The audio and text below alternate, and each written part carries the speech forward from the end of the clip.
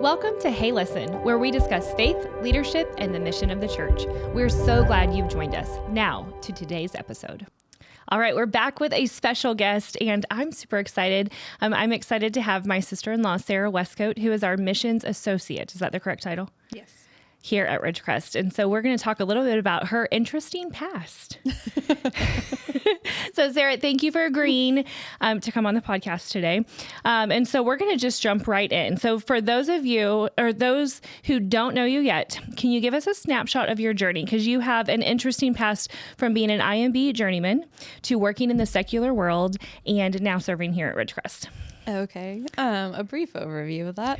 I went to college at SBU for children's ministry and psychology. And then once I graduated, went to Nigeria for 2.5 years as a journeyman, where we got to serve and do research. So I got to travel all around the country doing research on unreached people groups there. And then coming back, I had various jobs in the secular world. Most recently, before moving here, I was working with people coming out of recovery for addiction of substance abuse, alcohol, that kind of stuff. And then I've been at Ridgecrest now for 2 years. Okay. We are so glad. My kids are super glad to have Aunt Sara here local. So a follow-up to that, what season of life did God really begin stirring your heart towards missions? Because I know a little bit about that from your childhood, and it's been with you for a long time. Yes. My dad was going on mission trips since before I can remember. So it's just, I guess you could say it's kind of in my DNA with missions, because he was always doing that. And so I just grew up that missions was a part of my life. As a kid, we had the Awana program at our church, and they did adopted clubs back then. Our adopted club was in the Philippines. Yes. And so I remember telling my mom one day, I'm like, I want to go to the Philippines. And she's like, why? I was like, well, because our adopted club is there, and I want to go see what it's like to live there. And so I just have always had an interest in other cultures and meeting new people from different cultures, and it just kind of sparked from there. Okay. So, what was your first foreign mission trip?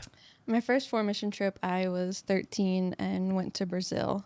Oh, that's right. With my dad. And that was a whole ordeal because my dad had wanted my older brother to go with him, and it was right in the middle of finals. He was in college, so he couldn't miss any school. Well, I'm in middle school, so my dad was like, well, how about Sara comes? And saying that to my mom, and I heard it, and I go, yeah. It was a done deal at that point. My mom's like, no.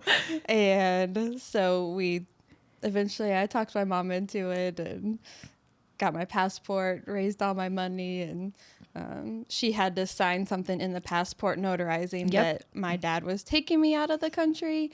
And she's like, I'm just not going to do that. I'm like, but Mom, I've already come this far. Like, we're here. And so she was just, trying to give me a little panic attack there. She obviously signed it, went to Brazil, and was not ready to come back home. Right. Told my dad. My dad was like, hey, pack up. And I'm like, why? He's like, because we're going home tomorrow. I was like, I think I'll stay a few more days. And he's like, your mother will kill me if I don't bring you back. Yes. I go, that's fine. You can stay too.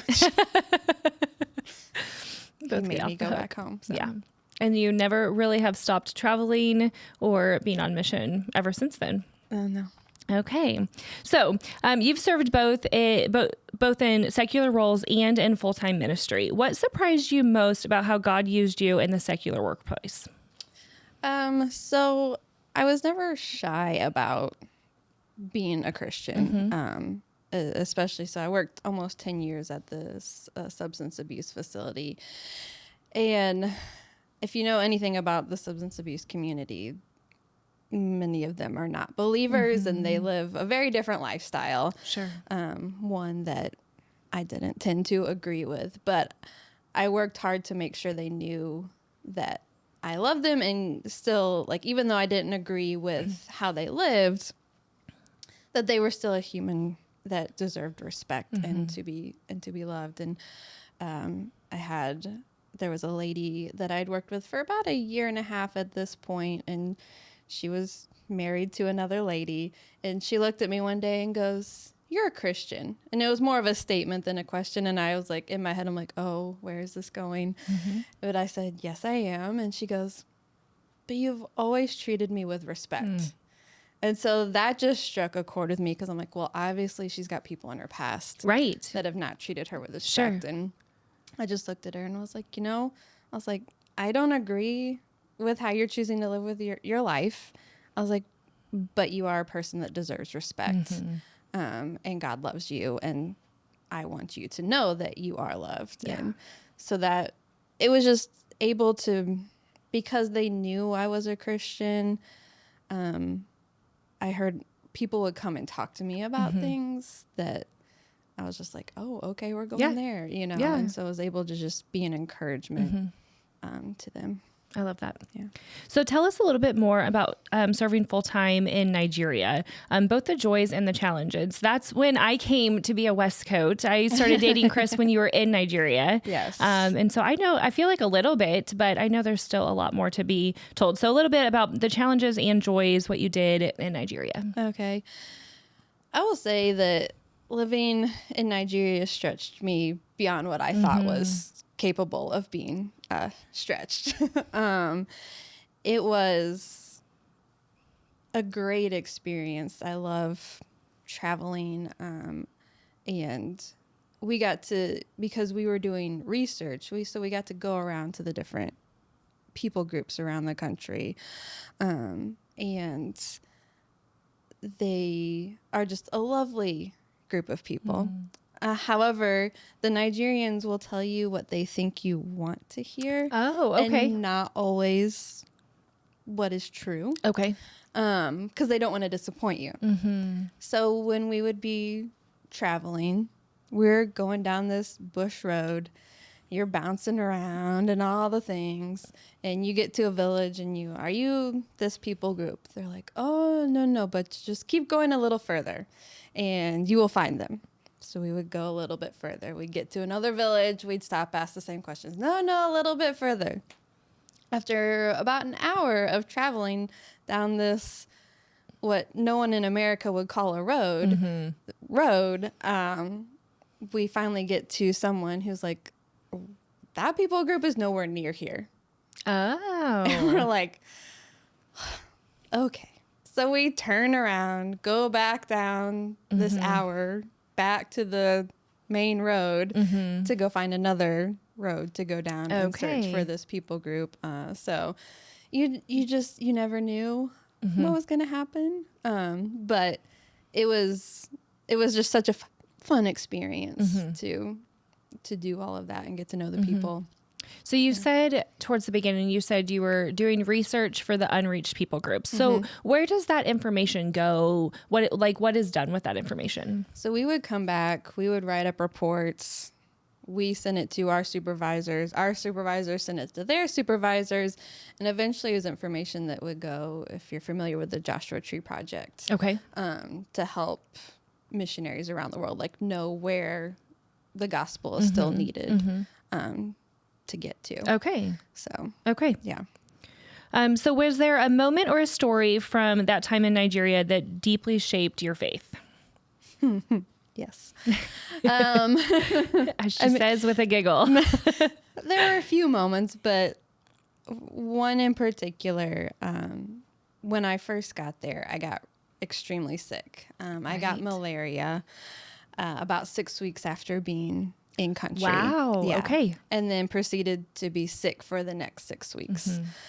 Malaria is very much a roller coaster disease where one day maybe you feel okay and you're doing all right, and then the next day you literally can't get out of bed.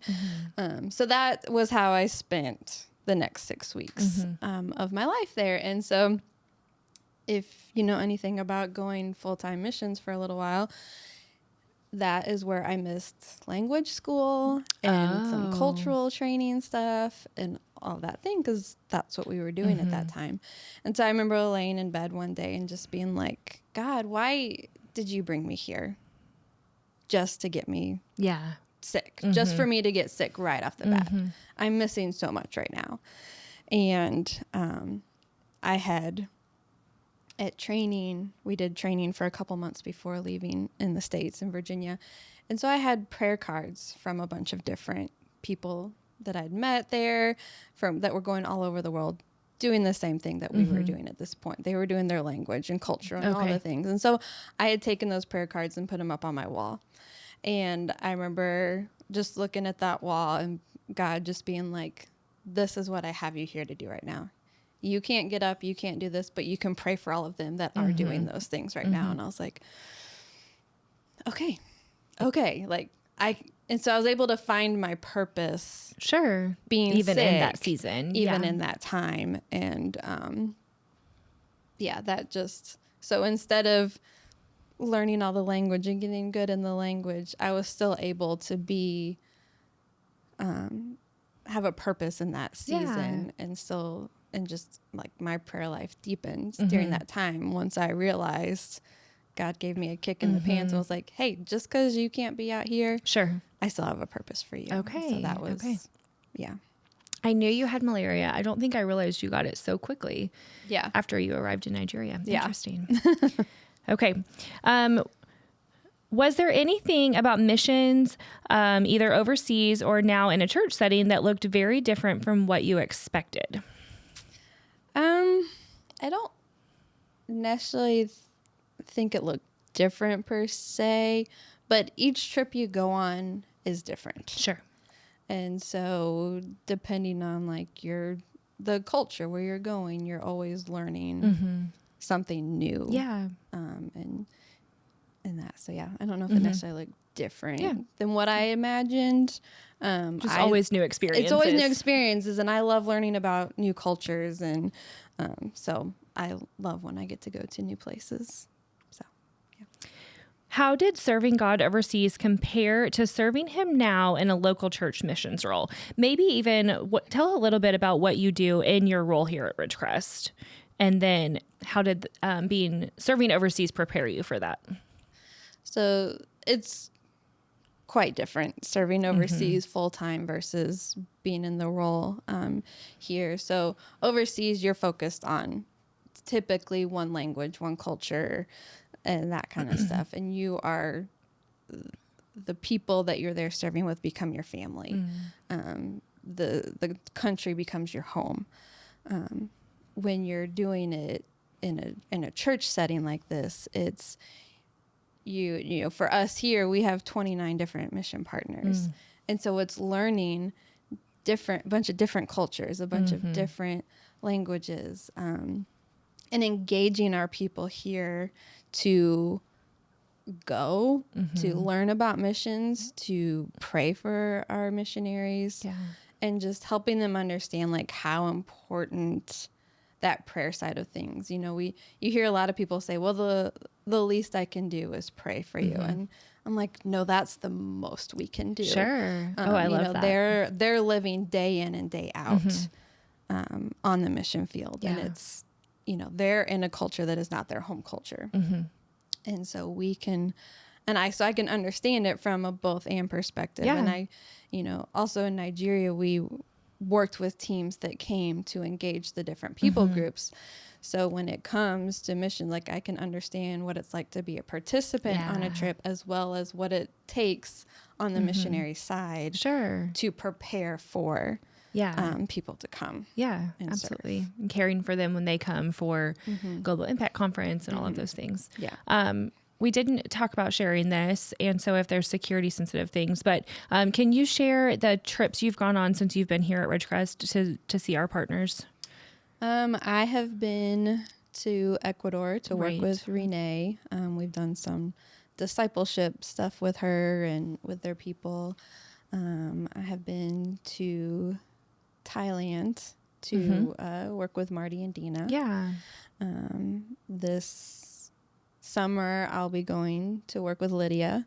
That's right. In Croatia. Yes. So looking forward to that. And that'll be our first time taking a team to work with her. That's exciting. Work with her. Yeah. Okay. And so we're looking forward to building that partnership up more. Yeah. So a lot of people wrestle with the idea of calling, which we've talked about some here on the podcast with Pastor Jeremy. But based on your experience, how would you describe what it really means to live on mission? living on mission, I think, is just living a life where you keep Christ at the forefront. It's, when your brain goes away. I've never experienced that on the podcast. Right. You want people to look at you and see a difference. Yeah. Even if they don't know what that difference is, they can look and be like, there's something different about that person, which also can turn and lead to gospel conversations when they're like, why? Like when I worked at the substance abuse place, people will be like, why don't you ever just cuss? You get frustrated sometimes. Like, why aren't you just, and I'm like, you're not going to see me do that. But, just even like little things like that, I was able to turn it and have a gospel conversation. And sometimes people would just be like, oh, whatever, and ignore it. But sometimes they would engage in that conversation. And so you want people to see that difference. We tell kids that you want to have an attitude that shows you're thankful that you know who Jesus is, and you want to share that with as many people as you can. It's that simple. Yeah. So for someone listening who feels like they're in normal or behind the scenes seasons, what encouragement would you give them about faithfully serving God right where they are? Because I know sometimes people think, well, I can't go to Ecuador, I can't do that, or I can't be full-time missions. Just in the season that they are in, what encouragement would you give? It's in those quiet moments, I think, that God continues to grow you. You hear in big moments, whether they're good or bad, people talk about what they learned in how God grew them in their faith and stuff like that. But I think we miss a lot of times that in those quiet, normal day-to-day activities, God is still there and God is still teaching us things. And when we take a moment to realize that, like, and I get it. Like, I grow a lot more too when in those bigger moments. Sure. But in those little moments, you don't want to stay stuck. And I've been there. I have felt stuck and where you're just like, what am I doing? But it's in those quiet moments still that God continues to work. God is continuing to move in your life and continuing to do that. And, whether it's, sitting and listening to someone who's trying to get sober, tell their story. Sure. Or do a puzzle with them or, whatever, just showing them that it's okay. You feel really sick right now, but it gets better. I think of last year we had a Bible school, a VBS verse or song that said God is faithful in the big things. He's faithful in the small. And I wish I could remember all the words. He's big enough and good enough to carry it all. I think that's what it was. But just that reminder in, the big milestone moments, mountaintop experiences, when we talk about kids going to camp and mission trips and all of those things, vacation Bible school, sometimes when you're back in those mundane moments, you forget that God's still at work. And we still have to be putting in the work to be growing in our faith. But that's good. And I just, I had to find my purpose. My life does not look at all what I thought it would look like, as a teenager, even as a college student. But when I focus on God and finding my purpose in who I am in God and not what the world expects me to be, that just is so much better. Yeah, absolutely. So that I feel like transitions really well into this next. What has God been teaching you in this current season here at Ridgecrest or just in your life? We'll start with that and then I'll ask the second half of my question. Okay. God has just been reminding me to be faithful when I don't understand the why. Moving here to Springfield was such an amazing opportunity for me. And as hard we as tried it was, for a long time. That's true. We sent lots of job postings over the years. 13, and I'm pretty sure Chris asked me to come before he was even born I to agree. move. Yes. So, it only took him 11 years to get me here, but it was definitely in the timing, like, I've had zero regrets about coming here, and I knew that God has had his hand in that, but just,